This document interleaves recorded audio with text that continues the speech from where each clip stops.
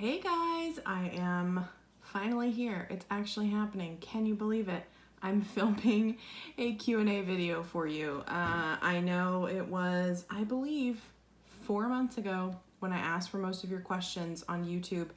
And I'm so sorry for that. You know, being a new mom, working full time, trying to just keep up life in general, and then I've been sick. You know, there were a few, maybe a month straight where Peyton was just sick and I was sick and Chad was sick, and then there's just been a lot happening. So I appreciate you guys not coming at me with why haven't you put this up yet.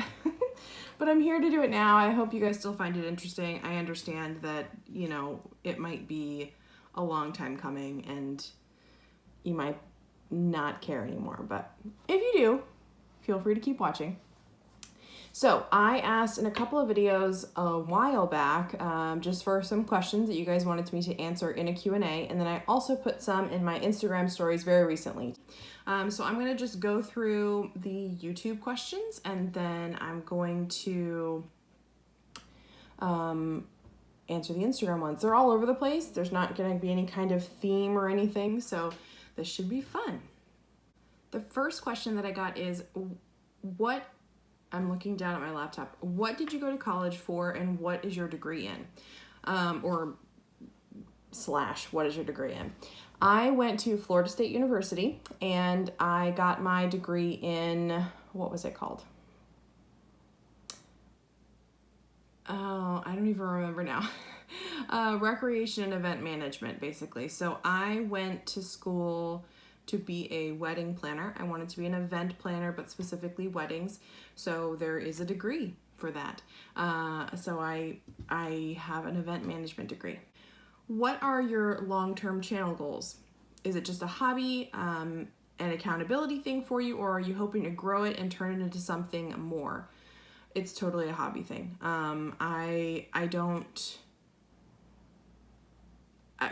It's a hobby and an accountability thing. I don't see it turning into a career whatsoever. I don't necessarily want it to be my career. I like what I do for a living, and I don't foresee myself leaving that in order to do this. This would have to make me quite a lot of money, and it doesn't. We're kind of in a niche with the whole weight loss thing, so I just don't see the channel getting huge, and it would have to, I'm sure, have hundreds of thousands, if not millions of subscribers in order to earn enough money for me to quit my job. So it is just a hobby and an accountability thing, but it is such a huge tool in my weight loss. If you don't see me on here, if I'm not posting videos, there's a high likelihood, I'm not going to say it's absolutely the reason, but it's a high likelihood that I'm not focused. I really use the videos to keep myself on point. Obviously to help you guys, but honestly, first and foremost, it's a selfish reason. I do them for me. It's a lot of pressure and a lot of responsibility, but it's good pressure because it makes me stay on track. So I love it for that reason, for sure. So more channel questions. What have the best and worst things been about having a channel? Any surprises you weren't expecting in having a YouTube channel? The best and worst things, I think the best things are all the friendships that I've made. Honestly, for example, Karen, I have actually found a best friend in Karen. If you don't know who Karen is, her name is Karen Guevara. She used to vlog quite a bit years ago, and then she just, fell off. It wasn't for her anymore, but she and I met through YouTube, and what would my life be without my Karen? So I also met Carissa through YouTube. Love Carissa. I went to New York, went to Rochester to meet her and go to her baby shower, and she was invited to my wedding and my baby shower, and we, text almost every single day. So, and everybody else, Cherie and Celia and Em and Jess and, oh my gosh, everybody. There's so many people. All of the friendships and all the people that I have met and really developed a relationship with, that has been the absolute best thing out of this YouTube channel. It was also the thing I wasn't expecting, setting up a YouTube channel. I remember creating my YouTube channel when my husband was gone for the week. He was traveling for work, and I had joined Weight Watchers, and I had done a lot of research before I joined Weight Watchers and had come back because I'm a repeat offender. I've been back and forth many times. But I had found Weight Watchers on YouTube as far as, all the different channels and things. And I was like, oh my gosh, I could be one of those people that helps, puts content out there and helps others. So I just did it. I just created it. And honestly, the friendships and the relationships that I've built have been the best, and also the thing I wasn't expecting to come out of it. I was not expecting to have all these fantastic people in my life at all. The worst thing about having a channel is feeling like you have to keep pumping out stuff to remain relevant.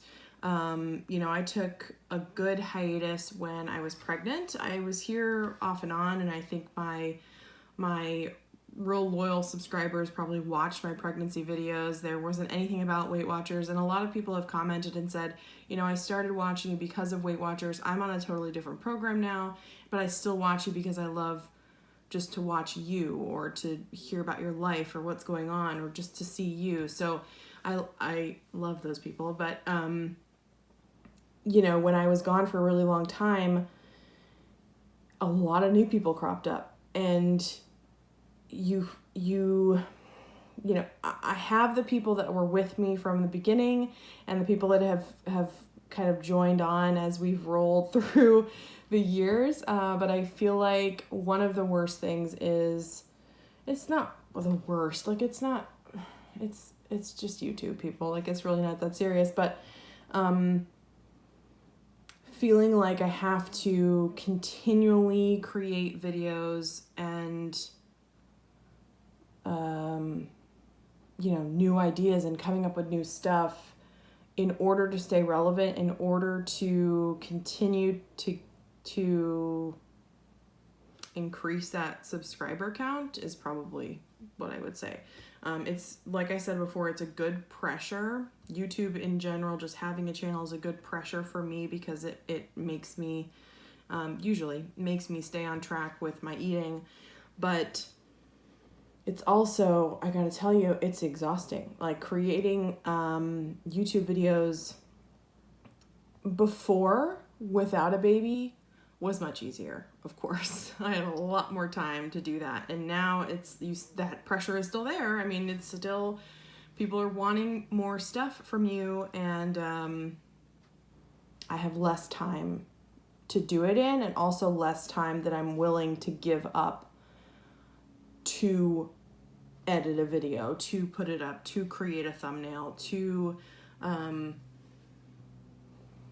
even sit down and film something. So that's probably the worst thing, is just that whole balance and trying to figure out where to fit it all in, and to remain, keep using the word relevant, but relevant and helpful. What is my goal weight?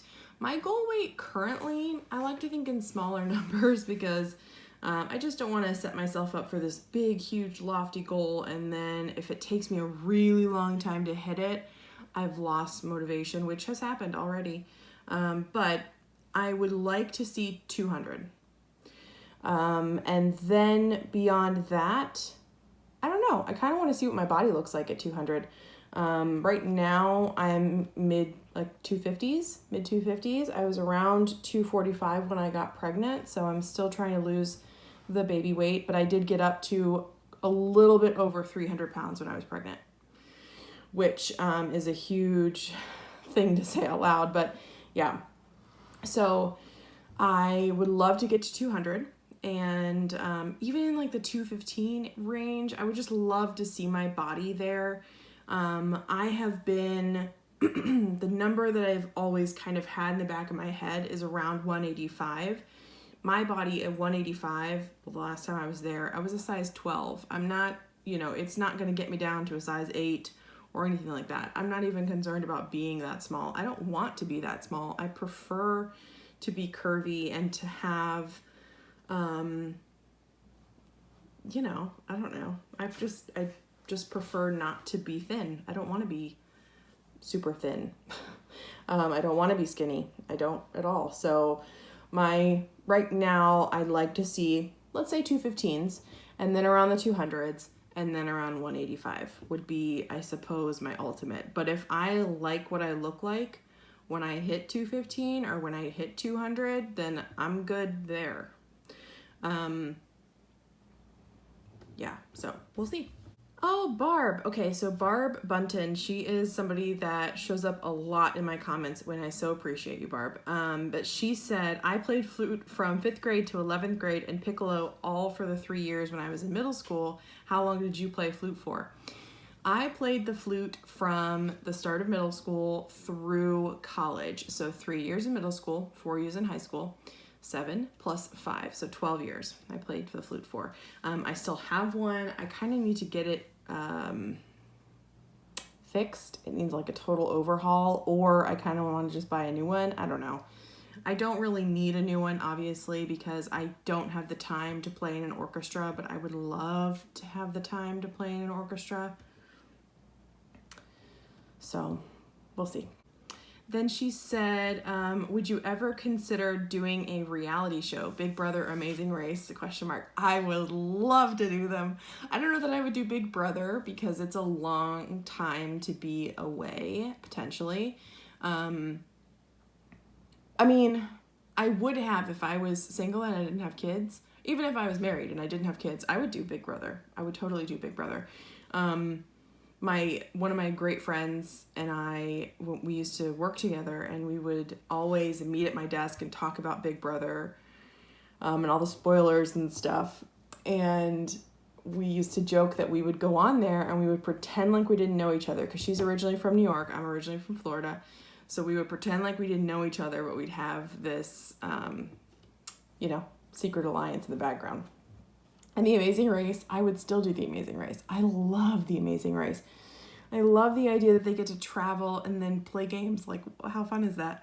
I've often said that I would love to do it with my dad, just because, I don't know, we get to spend some time together and, get to see the world together. That would be amazing. I would do the race with a lot of people. I don't know that I would do the race with my husband, and we've already talked about it because we watch it together. I don't think I would do it with him, because we sometimes have communication issues. So every time we have to put together some kind of furniture or something, I always tell him, honey, we would not do well on The Amazing Race if this was a challenge.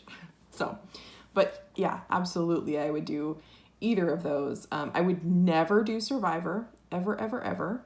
I just, it's going to sound like the real fat kid, but I don't think I could survive that long with that little food. Honestly, my body, I don't know. I have a terrible pain tolerance. I don't know. I don't like my body feeling terrible, so I don't think I would want to do Survivor. No, I know I wouldn't want to do Survivor. I could have been saying your names. I'm so sorry. Wanda asked, you are just so cute. What size clothes do you wear?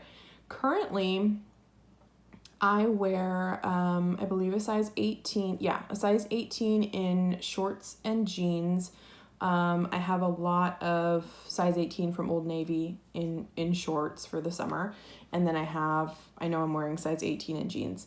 As far as on top, it varies, honestly. Usually I'm safe with a 1X right now, because I'm carrying a lot of weight in my midsection. So I'm safe with a 1X. Sometimes though I'll get a 2X, like this tank top. unfortunately, is like really, really big, but it's a 2X, and I just like it because it's oversized and flowy. I prefer not to wear really, not skin tight, but tighter fitting clothing. I prefer not to do that as far as shirts and things. So all of my tank tops that I buy usually are like a 2X, or a 1X depending. Walmart is way off on their sizes, so I actually have a 3X in a tank top, but it's fine. Y'all, it's about what it looks like, not about that number or the letter on your tag. So don't even worry about it. Cut it out if it bothers you so much. But nobody knows what size you're wearing, so don't be concerned, and don't try and squeeze yourself into something that doesn't fit, or is the size that you were, so you're so fixated on that number. I wish people, I don't think it's as big of a problem now, but I'm sure people still get fixated on, well, I need to fit into a size 16 because if I have to go up to an 18, that's an 18 and that's not a 16, and I've always been a 16 and da da da da da. If it doesn't look good, why would you want to wear it? I feel like wearing things that are closer to the body, and especially if they don't fit, make you look heavier. So at least that's the way it is with my body. So I prefer to wear oversized, not like grossly oversized, but like a 2X or a 1X in some things. Just depends. I wear all different sizes. Whatever fits works for me.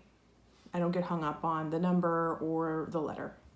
My favorite Disney snack. That's the next question. Oh, my favorite Disney snack has to be Dole Whip. Does that count as a snack? I love Dole Whips. I love them so much. If you don't know what a Dole Whip is, it is pineapple frozen yogurt. And it's the most delicious thing you will ever have. I have a very soft spot for Disney in general, because my parents both worked there and met there, and then obviously I grew up going to Disney because my parents worked there for a bit. My mother was friends with Mary Poppins, if you know what that means, and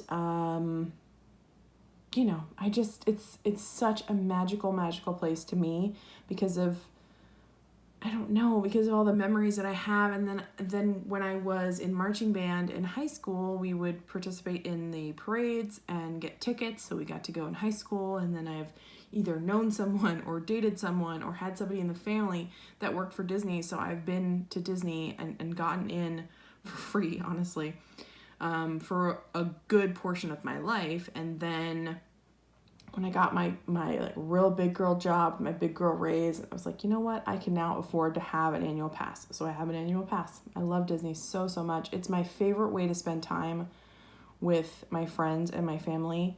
I just love it because you'll always create a memory when you go there. Doesn't matter what you're going to do, you're going to create a memory. So I love it. It's so magical. But yeah, I think Dole Whips are my favorite snack. Otherwise, the popcorn. I love Disney popcorn. And I know it's just like movie theater popcorn, which I love too. So I don't know. I just love Disney popcorn so much. What are your favorite recipes from the WW food blogs like Emily Bites or Skinny-ish Dish? And there's another question. My favorite ones are Emily Bites, the Skinny-ish Dish, which used to be the Daily Dose of Pepper. I also love Drizzle Me Skinny. Those are good. Those are like the 3 I check. I don't know if there are more. Are there more? Please tell me below if there are more Weight Watcher specific food blogs, because I am always looking for recipes for points or for simply filling. So let me know down below if you have like a go-to Weight Watcher food blog other than Emily Bites, the Skinny-ish Dish, or Drizzle Me Skinny, please. If fat and calories and points didn't exist, what would be your ultimate what I eat in a day? From breakfast to dinner and dessert. We can dream, right? Oh my gosh. Holy cow, I should have thought about this. Ooh, from breakfast. Okay. Breakfast. I would go to Peach Valley.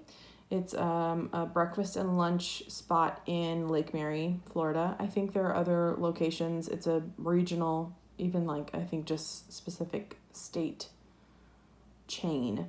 They've only have a couple locations, but Peach Valley, I would get their apple fritters because they come, like they're dusted in cinnamon sugar and then they come with a strawberry yogurt. It is so good. And they have a fantastic breakfast sandwich on a croissant, so I would get that. I would still do my favorite things that I eat at Weight Watchers.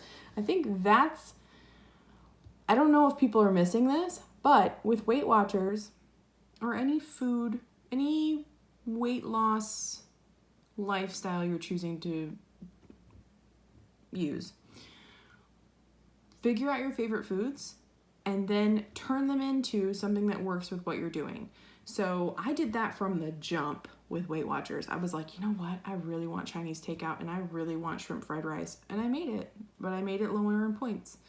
I've made nachos lower in points and I've made burgers and, you know, all these sorts of things. I've just figured out how to make them work in my plan. So although I have breakfast sandwiches now, I would really love that breakfast sandwich from Peach Valley. Or I'd go to Cracker Barrel and get Mama's pancake breakfast. And get the pancakes and the sausage and the eggs and the biscuits. Oh my God, the biscuits. Lunch? What would I have for lunch? For lunch, I would go to Eden's Fresh, which is a salad joint in Orlando. They have a couple of locations, but they're all in the Orlando area. And I would have my dude salad. I love my dude salad. It is lettuce, green pepper, onion, tomato, blazing buffalo chicken from Boar's Head, tortilla strips, mozzarella cheese, and this amazing, it's Ken's Homestyle Ranch. You can't buy the Homestyle Ranch in store. You can only, I think, get it as a restaurant. So I've tried to recreate the salad, and I can only get as close, I can only get up to the dressing, and then I can't do it. The dressing is what makes it, but it's so, so good. But I would eat that. I would love that. That is my favorite lunch to have. And then dinner. Dinner, I would either do, if we're going fancy, I'd go to Texas de Brazil, which is a churrascaria. I think that's how you say it. Churrasca, whatever. It's the place where they walk around with meat on sticks. So Texas de Brazil, they have a massive salad bar with like charcuterie and just everything. And then also all the meat and also little delicious rolls and also potatoes and stuff. And it's so, so good. So I would have that for dinner and I would just keep coming until I was done. Or if we're going on the cheap side, I would do pizza and bread. I don't want to go to a pizza place that's like New York style because they don't make cheesy bread. Have you noticed that? No, I mean, I haven't been able to find a New York style, basically a non-chain pizza restaurant that does cheesy bread. They always do garlic knots and the garlic knots are always awful. So I would order, I don't know. You know what? I like Hungry Howie's. I'm not ashamed. I like Hungry Howie's. So I would probably get their cheesy bread or Marco's cheesy bread and pepperoni and sausage pizza. And that's what I would do for dinner. And then dessert, some kind of ice cream, but it has to be like, usually I like a soft serve, like a chocolate vanilla swirl in a cone with sprinkles, like so good.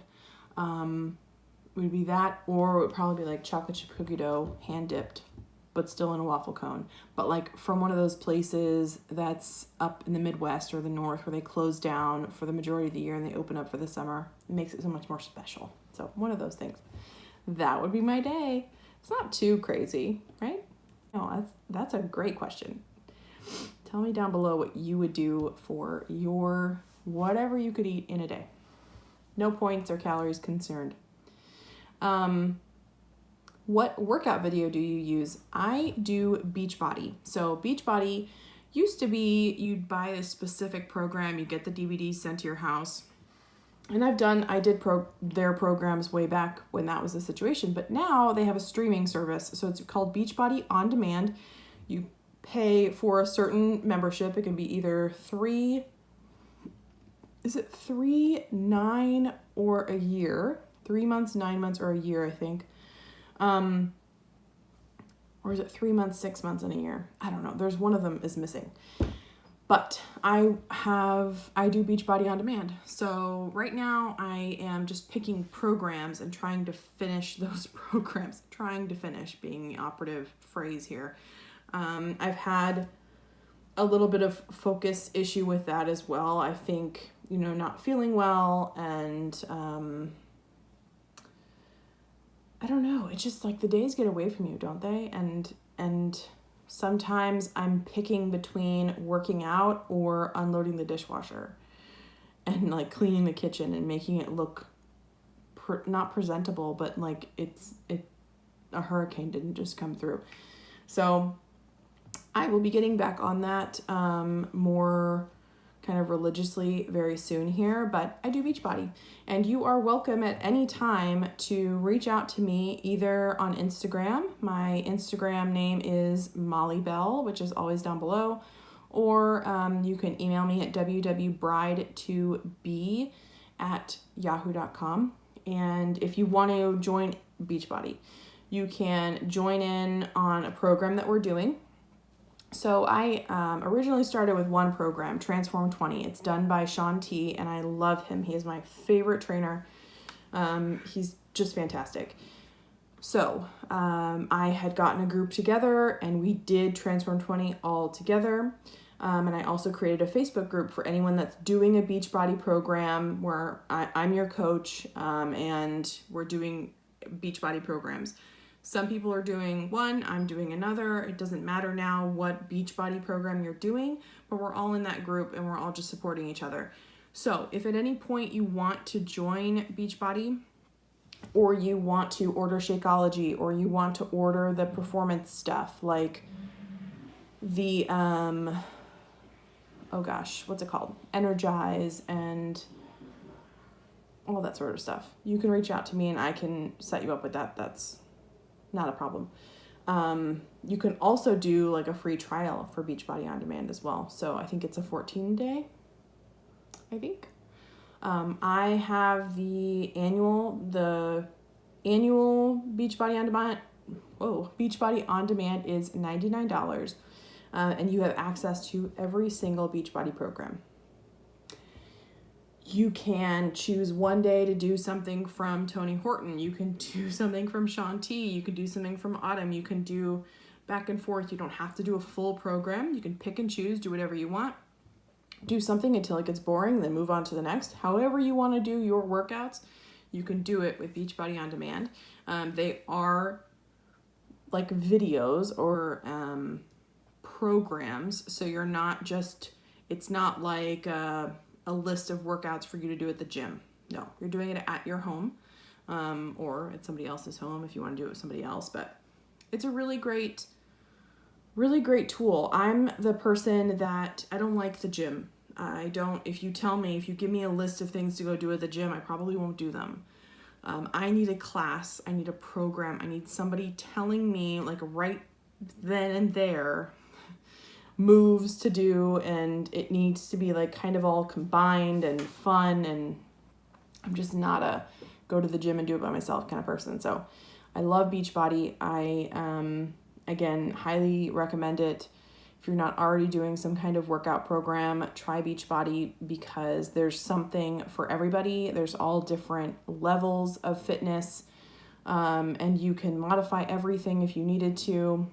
It's wonderful. So reach out to me if you want to get into Beachbody, or have any other questions about it.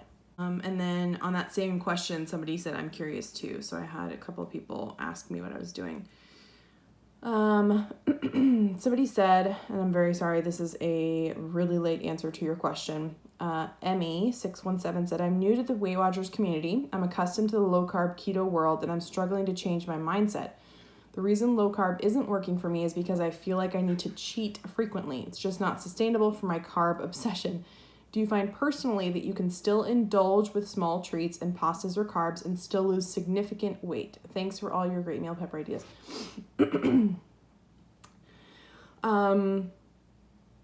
I don't want to hate on keto or low carb because, my dear Carissa does that and she does fantastic with it. It works so well for her.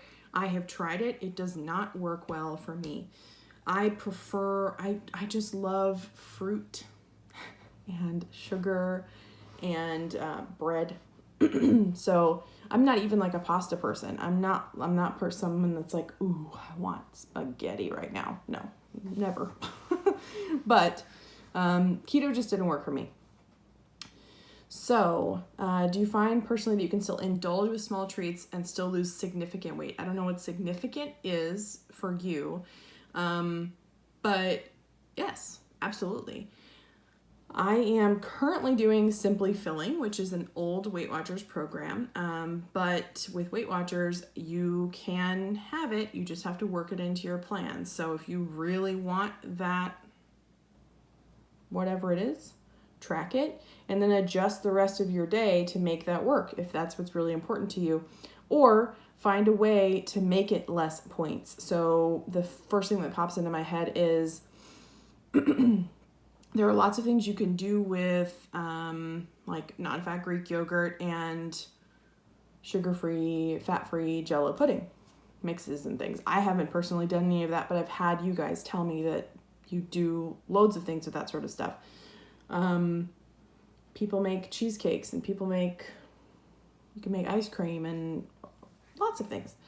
You can make those things lower points so that they work more easily into your day. But if you want just a plain old Snickers bar, track the Snickers bar and maybe have, I don't know, this is hard for me to say, but carrots with your lunch instead of chips. Whatever you need to do to swap it out. Or you have weeklies. If you want to have ice cream one time a week and you want to go all out, like you want a blizzard and it's 28 points or whatever it is, go for it, girl. You do you, boo. You know that I typically have a white chocolate mocha from Starbucks. Every time I weigh in, every Saturday, I would get iced white chocolate mocha. That's my thing. That's how I want to use my points. You use your points however you want to do it. Still lose significant weight. I just wonder what significant weight is to you, since I know with keto people drop in the beginning anyway, but I think that's the same for any kind of diet or weight loss, changing your program sort of thing. I'm happy to lose a pound a week. I'm really happy to lose 2 pounds a week. Anything more than 2 pounds, I'm like, what? So I manage my expectations, and I think that that's really, really important for anybody coming on to Weight Watchers, moving to Simply Filling, doing freestyle, doing points plus, whatever it is. Manage your expectations and be reasonable. It's not reasonable to expect to lose 5 pounds every week and drop weight that fast. It just isn't. So get real with yourself, and be aware of what would be reasonable. But to answer your question, yes, I feel like I can have my small treats and my pasta and my carbs, especially on Simply Filling, and still lose weight. No problem. Somebody said, what do you use to edit your videos, and did it cost you any money? I have an iPhone. I use my iPhone to film. I also have I have it right here, a Canon G7X. I only have this because Karen had this and I bought it off of her. So I probably wouldn't have purchased it if Karen didn't already have it and could tell me that she really liked it and I could try it out for a while and yeah. So, but I film the majority of what I do on my phone, and I use iMovie to edit. That comes standard on your phone, on your Apple anyway, your iPhone. And I also use something called Filmmaker Pro. It is an app. I don't think it costs me anything. If it costs me anything, it costs me $2, very, very little. So I edit on my iMovie, where I, shorten clips and take out spots where I'm yawning or whatever.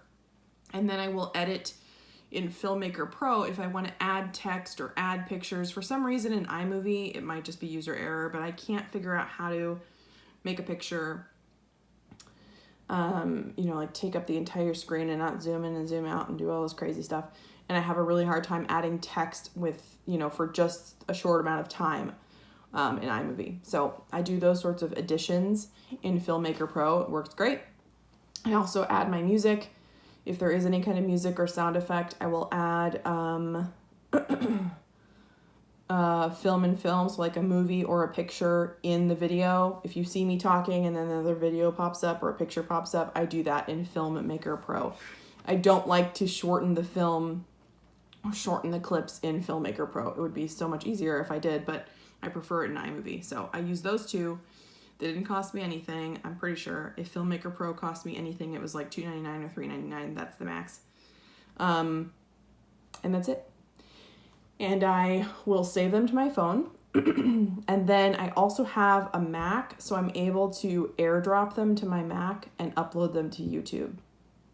You can also connect your phone to your, if you have a Windows computer, connect your phone to your other laptop, your Windows computer, and, pull the video that way and upload it to YouTube. It's the same kind of thing.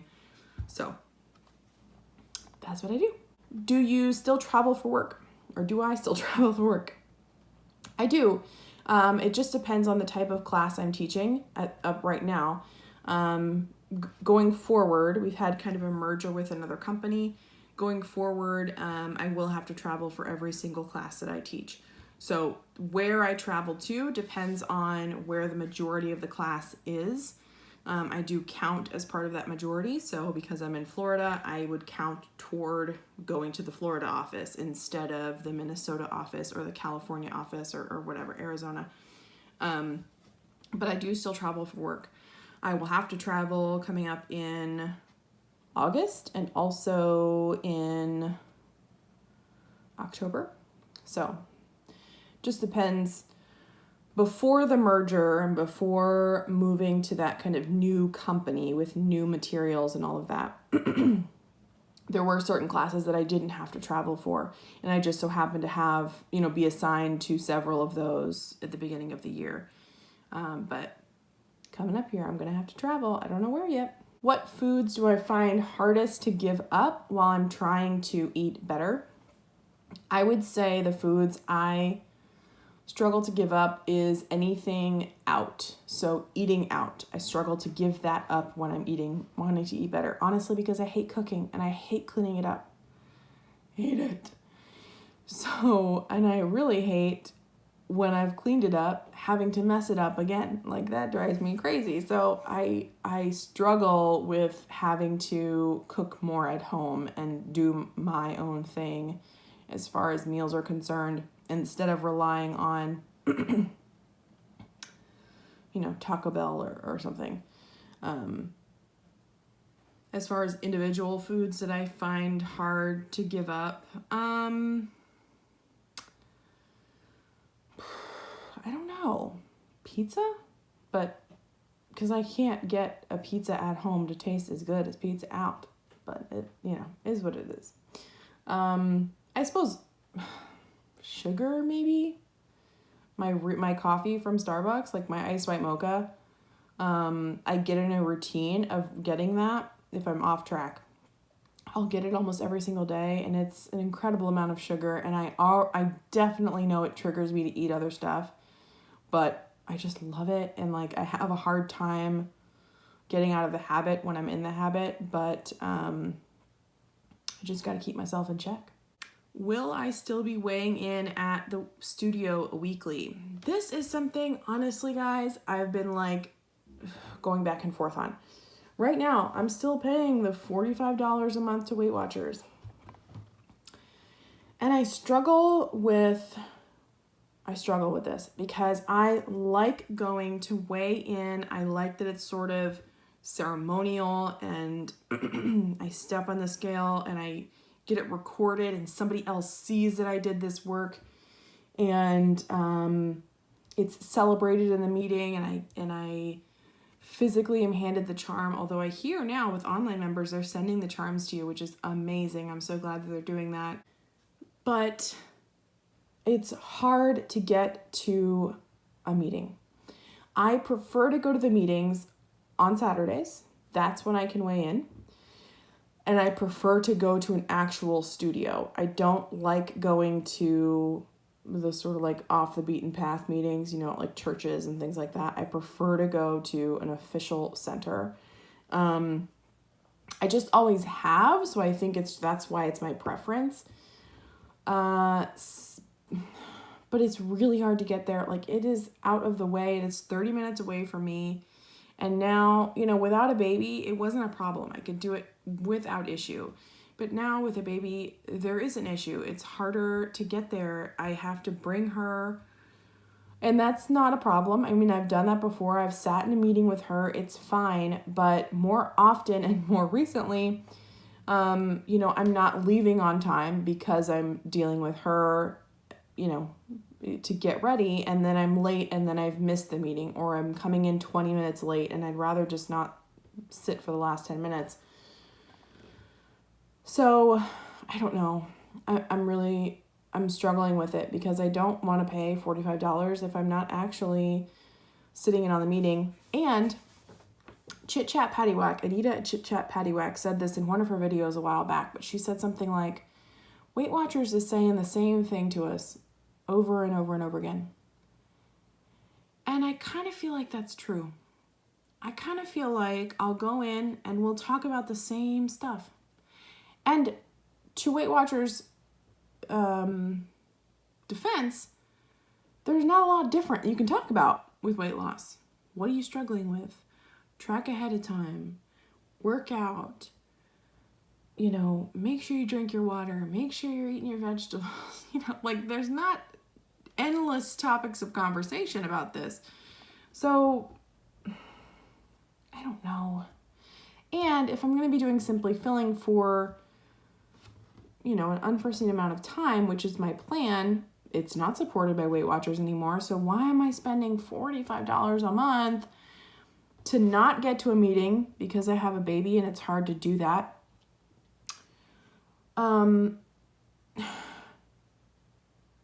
To not have the app really work for me because I'm doing Simply Filling and it doesn't support that anymore.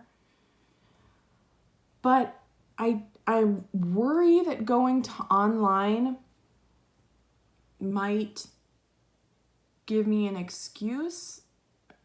I don't know, because I don't know. Honestly, this is the conflict that I have inside my head right now. But if I go online, then I'm not having that ceremonial going to weigh in and somebody seeing my progress and celebration and all of that. But maybe I just need to get over it. Celebrate myself, and I can show you guys, and so I don't know. I don't know what I'm gonna do. I don't know. I feel almost loyal to Weight Watchers, and I should be going every week and sitting in a meeting because I came back. I was struggling doing it on my own, and I came back because I needed it. I needed to go to a meeting. I needed to sit there and listen and participate and all of that. But I don't know. I'm almost like, with people that are on medication and they feel like they're doing so great and then they come off the medication. I feel like that might be my situation with Weight Watchers. I feel like I can do I'm going to have to do Simply Filling on my own. The meeting isn't going to help me with that. So I feel like I could come off that meeting medication, but then what if it sends me into a spiral again? I don't know. I've gone back and forth, so honestly, I can't answer your question. I want to try at this point, because I'm paying for it, I want to try and go and weigh in. It just hasn't been happening lately because of baby stuff and being late and running late and, just not wanting to spend an hour in travel time to go to this meeting and back. So that's where I am with it, guys. I don't know. What do you think? What are you guys doing? If you're online, tell me your experience. Tell me your experience, please. And then I don't know, I need to make a decision here shortly because I am truly wasting money not going and paying for it. So, all right, guys, well, that is my Q&A. I hope you enjoyed it. Please, if you want to leave more questions for another Q&A, you can go ahead and put them down below, and I will try and film it in a more expedient manner than I did before. But I really appreciate you guys watching. Give this video a thumbs up. And of course, subscribe if you have not already. If you just happen to find me, I am a Weight Watchers, Simply Filling, lifestyle sort of channel. So I hope that, again, you enjoyed it and that you will stick around if you have not already subscribed. Make sure that you hit that bell. I think you have to do that in order to see some of my videos. I've had people tell me that I'm not showing up in their feeds. And I think that's why. I don't know why YouTube and Instagram are messing with who we want to see on a daily basis. But your interaction is more important than ever with channels and with Instagram. If you're not interacting, YouTube and Instagram take that as you don't want to see their content. So they kind of pull that back from your view. So interact. How you interact, you like, you give it a thumbs up, you comment, make sure you're subscribed, make sure you hit that little bell thing on so you're notified, because if you're not interacting, then like I said, YouTube's going to pull it kind of from your view so you won't know that I've posted, but that bell helps you get notified. Anyway, thank you again so much for watching, and I will see you guys soon. Bye.